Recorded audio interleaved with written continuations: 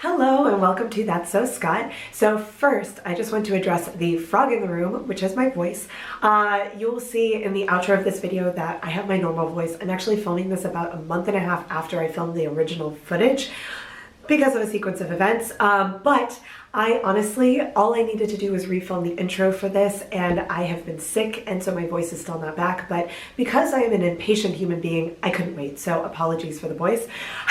Anyway, so welcome to That's So Scott. I am really excited to use this channel to share a lot more of my sewing adventures. So if you happen to be here from Sunshine and Stationery, you will know that I've been into all things bullet journal and all of that. And in April 2019, I started getting into sewing, and I tried really hard to sort of keep the sewing content off of my main channel, but it kind of slipped through, and it's gotten to the point where I have just so many sewing ideas and so many things that I would love to be able to share and talk about and find a community about that I finally just gave in, and I'm starting a dedicated sewing channel. So That's So Scott is going to be for all of my sewing stuff. So that is going to be me-made garments, that's going to be any of my like quilting projects, other projects, upcycle stuff, any hacks. I'd love to get into things like draping and drafting my own patterns. It's also going to be styling videos and like vaguely vintage content and history bounding stuff. So just like all of that sort of textile and fashion stuff. So if you're just here for the sewing stuff, don't even worry about it. I just wanted to kind of include a little shout out to people who might have come from my original channel who were asking for more sewing content. Here you have it. This is going to be all sewing stuff. So this is one of my, this is my first Saturday sewing vlogs, and I hope to do these periodically where I just kind of set up the camera and go to town on whatever projects I'm working on. So actually one of the projects that I work on in this video is actually this sweater. So this is the finished project. I did end up finishing everything up, so you can see I've got all my little details. We'll talk about all of that in the actual video, but I thought it was fitting to just kind of wear that. I've gotten so much wear out of this sweater because it is so cute and so comfortable. But anyway, without further ado, let's get sewing.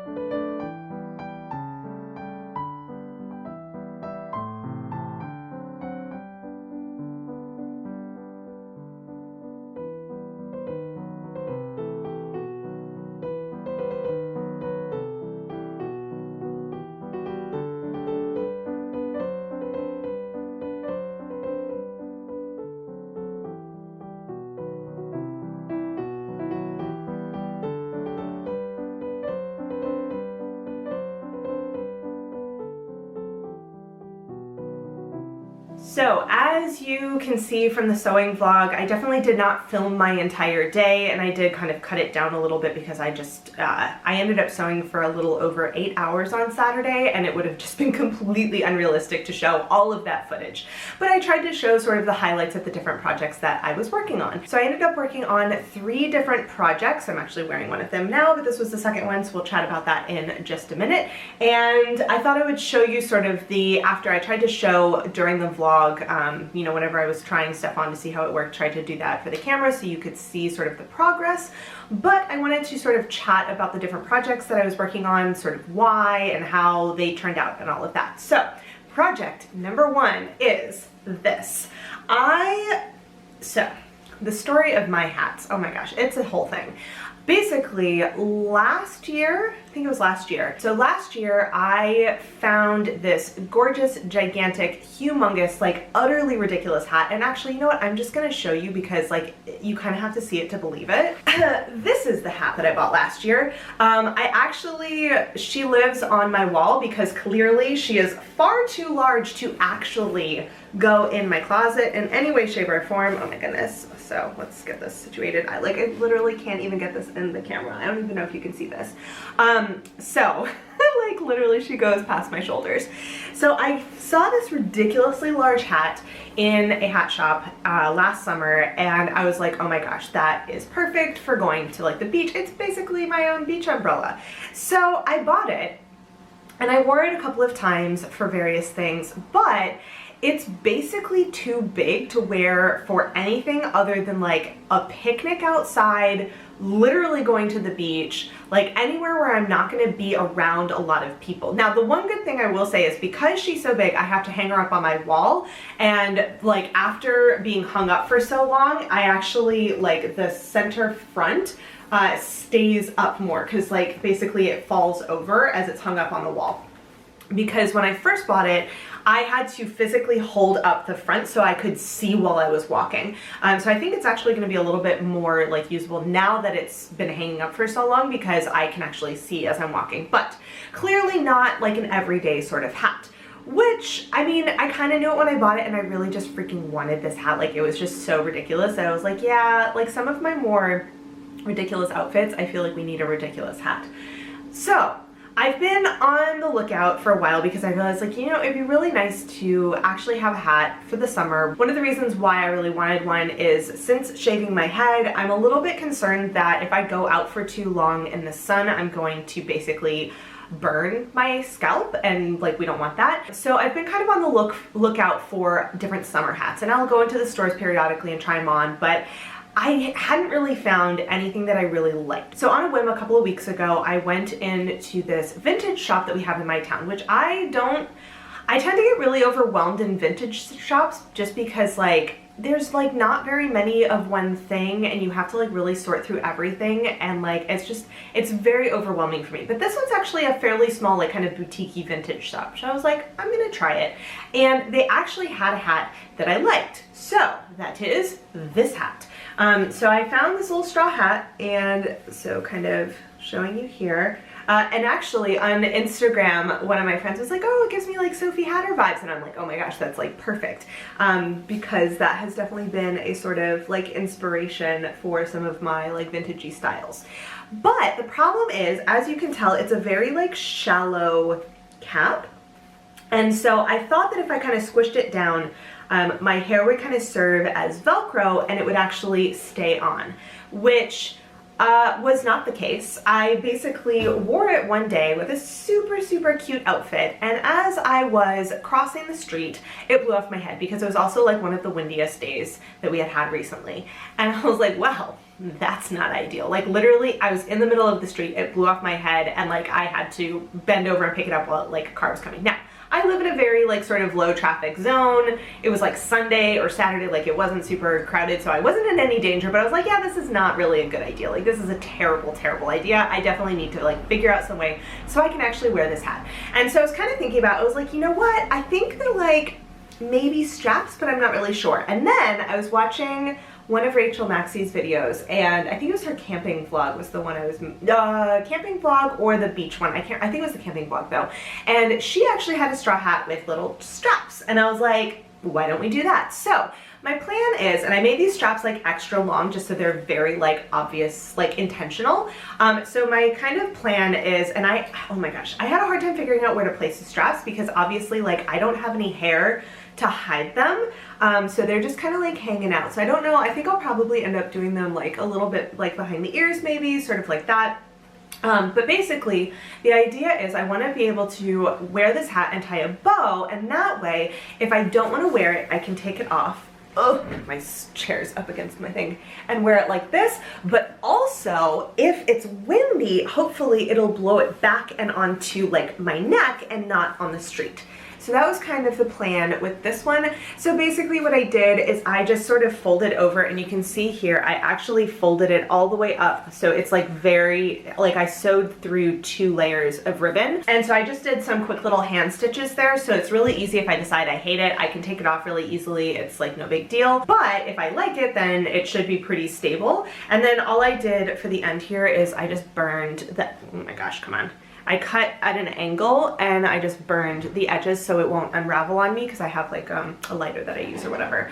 So this was the first project. Honestly, it didn't take me very long, but it's one of those things I was like, yeah, that would be a great idea to actually do. So this second project is actually a upcycled top. So a friend of mine was going through her closet. I've been helping her out with that, like kind of helping her style stuff, because I love doing that. And like we have very different styles, so it's really fun because like obviously I know how I like to style myself, but I also have to, like when it's for her, I have to kind of figure out like, okay, how would she, like what would she actually wear, sort of thing. So it's been great fun. But we've gone through her clothes, and so most of the time if she's donating clothes, I'm like, yeah, no, it's kind of whatever. But this one came out and I was like, oh my gosh, this shirt is so cute. And she's like, yeah, I never really wear it, like I'm thinking about getting rid of it. I was like, can I take it? She's like, yeah, sure. So it's actually 100% viscose. I have no idea. I think she's had this for like years and years and years, so this is giving it a second life. But it's got this like really pretty floral, oh my gosh, yeah. So it has this really pretty floral print, just like a little cuffed sleeve and all of that.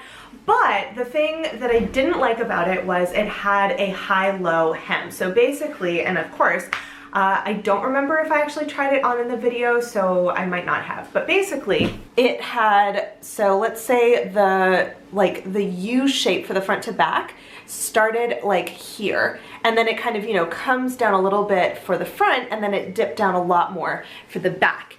And I was like, initially, well, I was like, okay, first of all, I don't really like that sort of a high-low hem, because for this sort of a blouse with the kinds of stuff that I wear, I'm gonna tuck it in basically. Like I don't need that detail because you're never gonna see it. It's gonna be tucked in. I do like high-low things for other stuff, but mostly for like outerwear where I'm not gonna tuck it in, you're actually gonna see it. So I initially, like my initial thought was, oh, I'll just like cut it off and I'll make it into a blouse that I can tuck into skirts. But then that was like just looking at it. But then I tried it on and I saw how high that side, like kind of U came up. And if I lifted my shoulder, I was like, that's like that section where it's so short is just gonna untuck itself constantly. It's gonna drive me up the wall. Like I won't actually wear it that way. So then I was like, okay, well, where that hits, I could actually just make this a crop top. Like, I've been wearing that a lot, like that style a lot more, especially at home. And this is like a really breezy sort of like lounge top, I feel like. So what I ended up doing is I just laid it flat and I sort of pulled my sides so everything was laying flat, and I basically just cut it off like right above where that side like dipped up and just cut straight across. So I basically lost one button. I think I actually have on one of these sides here, so this one, the buttonhole is actually like a little bit under the last part of the hem. So I basically just lost one button and I just went ahead and did a straight across. And so when I lift my arms up, like, yeah, you see a little bit of skin, but when it's down like this, it's actually pretty comfortable and like it's not a super crop top or anything like that. So I actually, in the footage, you'll see that I started out wearing a completely different shirt yesterday, and as soon as I did this one, I was like, well, I'm wearing this forever now. So yeah, definitely a good upcycle. I think I'm gonna wear this like 10,000 times more than I would have done. So the third project that I actually worked on, and this one is not actually finished. I had this idea that it would be great if I could actually finish this for the vlog, and realistically, like, it was just a lot of work, so I did not finish. So basically, and actually I forgot to grab some pieces. Oh my gosh. Okay, so I've got some of my pieces here. So I was on a call with my best friend and I was like, yeah, I have some like upcycle things, and I was showing her this like onesie sort of thing that I made a long time ago. I actually probably made it a year and a half ago or so, and I had this idea. I'm sorry, you can probably hear the street cleaner out there. I'm hoping it won't be too loud, but it's so nice finally, like the heat finally broke, so I just have all my windows open. But I had gotten this pattern for a onesie, and in my sort of vision was I wanted an oversized, like super cozy onesie to wear in the winter as like loungewear. And I like wanted this so much that I just completely ignored all the information on the pattern. Like, this is totally my bad. It's not the pattern, it's my bad. One, the pattern, wow, that's getting louder. That's cool. Okay, just close my windows because I was like, oh, the street cleaner will pass. It'll be like another 20 seconds. Like, no, it's been like 2 minutes. So we're just, you can probably still hear it a little bit, but it's better. So I got this pattern and I basically sort of just ignored everything about like the pictures and the fit and all of that. I was like, this is gonna work. It did not. So basically the pattern was for a skin tight onesie, you know, like kind of a sexy onesie sort of thing, and you were supposed to do it in like a knit. And I made my correct size. I didn't even size up, like I just made my correct size. And not only did I not use a knit, I used sweatshirt material, which has a tiny bit of give, but like barely. And like for some reason in my brain, and again, this was like 1.5 years ago, like I wasn't as experienced as I am now. It's somehow in my brain, I was like, no, this is totally gonna work. It did not. I literally put it on and I laughed my head off for about 10 minutes and then was like, well, I'm never wearing that. But because I'm me, I couldn't just get rid of it. So I basically just like, I think I've tried putting it on like maybe 1 or 2 more times, and like it was just, because it wasn't stretchy, it was impossible to like get out of easily to go to the bathroom. Like once you get it on, you're just kind of in it. And it just like, it wasn't as comfortable. It was just too tight because it was designed to be like, it probably had a little bit of negative ease because it was designed to be a stretch. Like it was just a whole big no, like just a whole big no. So I folded it up and I put it at the top of my closet and I was like, I don't know, maybe one day I'll wear this. Yeah, okay. So I finally was going through my clothes again. I tried to go through my closet every like 6 months or so and kind of curate and just be like, you know, is there anything that I really haven't been wearing? Is there anything that I can, you know, that I want to give to a friend, that I can upcycle, or if not, that I can donate? And so I finally was like, all right, I think it's time to upcycle this sweatsuit condom, which is what I am calling it, because oh my gosh, like just no. And that's not to say that like skin tight things are bad in any way, shape, or form, but like it's not comfortable. Like on top of everything else, like it's not what I wanted, because I wanted an oversized onesie. I wanted the one of those that you see like the pictures and it's got like the giant hood with like the animal ears on it and it's gigantic and you look like a flying squirrel. That's what I wanted. Don't ask me why I thought it would work. Anyway, but like, yeah, it's just not comfortable. So I was like, okay, it's time to upcycle this. But I was like, I have no idea what I'm gonna even do, because it's basically like the sides, like it's basically the front is in 2 pieces, the back is in 2 pieces, and then you've got the sleeves. But it's literally like from shoulder to ankle, just one like very narrow piece of fabric. And I was like, what am I even gonna do with this? Like, how am I going to upcycle this into anything useful, because these pattern pieces are just so strangely shaped. So I was talking to my best friend on a chat and I was like mentioning that, and I was like, oh my gosh, I just had the greatest idea. So what came out of that idea was I wanted to make a patchwork outfit.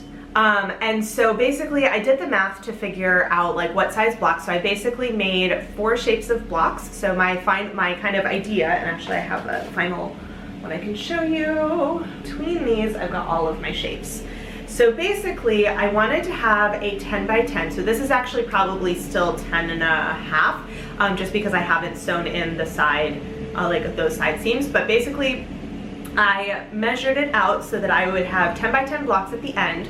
So I would have a 10 by 5 long rectangle, a 5 by 5 square, and then I also did a 3 by 5 and a 7 by 5, so I'd have kind of an offset one. And then basically what I did is so like 2 squares make a 10 by 10, 1 rectangle makes a half of a block. So basically 1 rectangle makes half block, the 2 squares make a half block, and then the 3 and the 7 by 5s make a half block. So I put all of those together, and then I just sort of mix and matched and made full blocks. So you can see that I've got some, and actually the majority of them are just true gray, and then I actually have a couple where I also had some black sweatsuit material. So I did some, and I never did more than 1 square of black, and most of my black squares are this size. I think I had a couple, I think I had like one of this size and maybe like two or so of this size, just kind of depending on where I could fit it out of the fabric.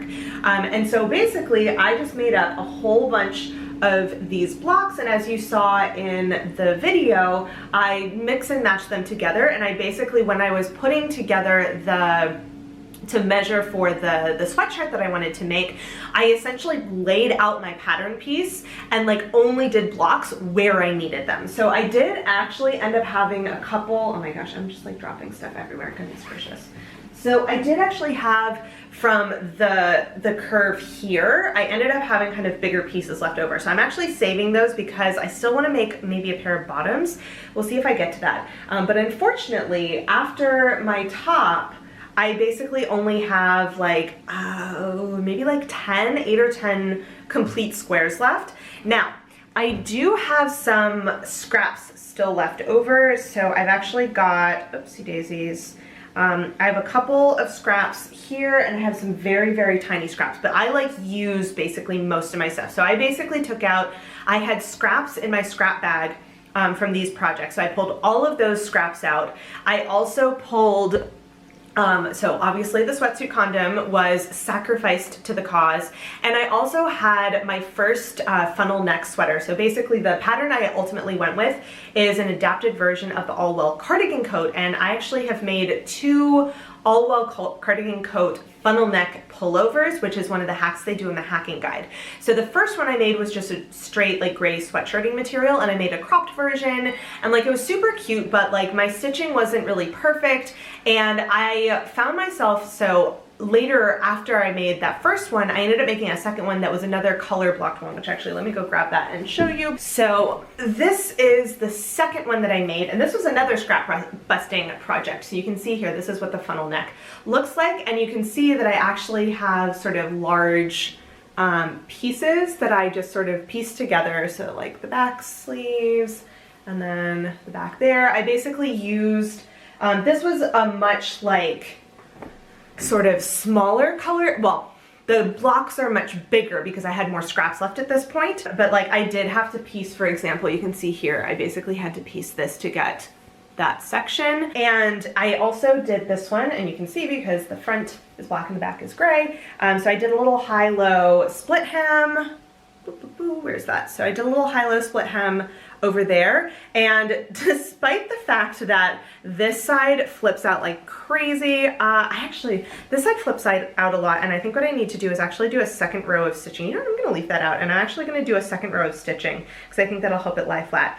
But yeah, so I ended up making this funnel neck second, and this one, oh my gosh, like trying to figure out all the blocks and everything, like this was kind of one of my first, it was my first or second big like color block project, and I haven't done a ton, but like every time I do one, I just make it more and more complicated for myself because I actually love how the end result comes out. So I realized that even though I had these 2 high-low funnel necks that are the exact same pattern, and basically my gray one the length was basically just the black, like this front cropped length, and so like that was just the length, and so clearly I like that length.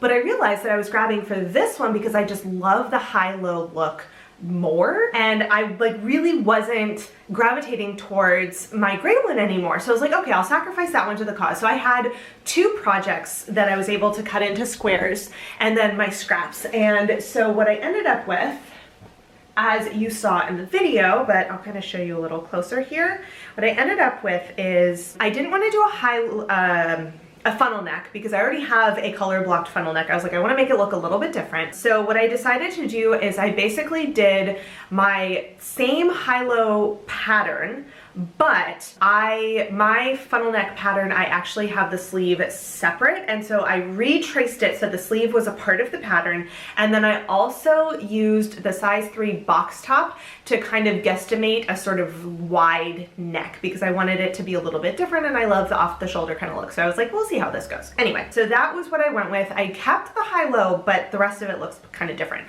So this is, whoops. This is the front. So you can see here the high-low is basically the same like ratio, but instead of having these larger pieces, I basically just have this sort of mosaic-y patchwork of all of my different squares. So I got through all of my construction seams last night, and I kind of just have some extra little things that I want to do. So one of the things that I'm going to do is I actually top stitched, and this was very meticulous, but I think I'm gonna be so much happier with it. I top stitched all of my blocks, like every single one of my pieces. Basically, when I made a half block, I top stitched that, and then when I put the full block together, I top stitched those, and then when I put all the blocks together, I top stitched. And so that made it so everything lies really flat, which having so many little pieces, I was like, that's just gonna be more comfortable. So what I wanna do is I'm going to actually also top stitch my the shoulder and sleeve, and then the side here. Also did, and this was actually a result of my chat with my best friend where we were talking about it, and I was like, oh, I want to do it where it's gonna have a really high split. And she was like, why don't you add like a tie? Not for like modesty purposes, but just to be like a cute detail. I was like, yes. So basically, it's gonna be really hard to see here, but I basically have, all right, hold on here. So essentially, oh my God, literally can't even get this.